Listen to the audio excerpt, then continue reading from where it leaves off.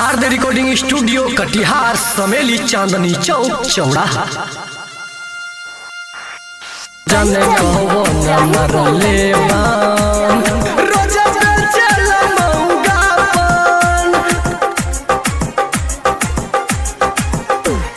रात भर चोली हमर करे लसर लसर। जाने कहो न मरले बान रोजा बेचल मौगा पान।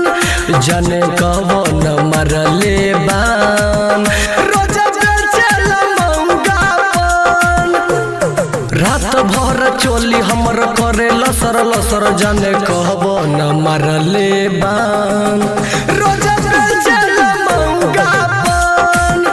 जाने कहबो न मरले बान रोजा बेचल मौगा पान।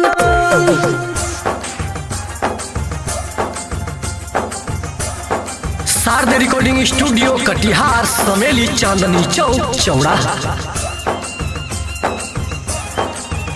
जाने कहबो न मरले बान रोजा बेचल मौगा पान।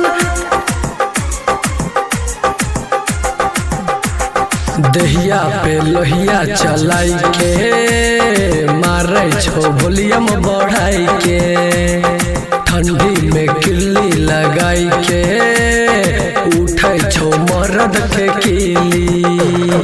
कबो सुसाई के कबो उठे के रोज कहे छो आरू आन रोजा बेचल मौगा पान।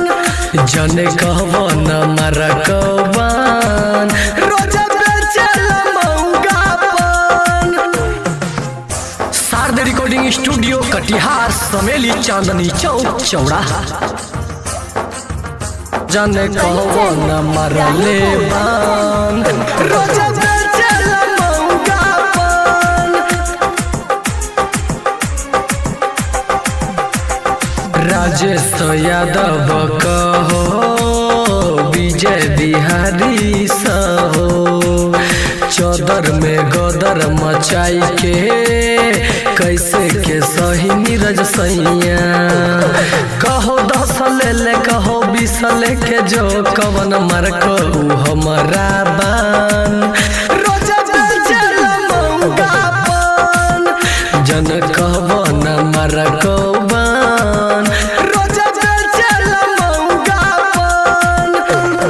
रात भर चोली हमर करो लसर लसर। जन कहबो न मर कौबान रोजा बेचल मौगा पान। जन कहबो न मर कौबान।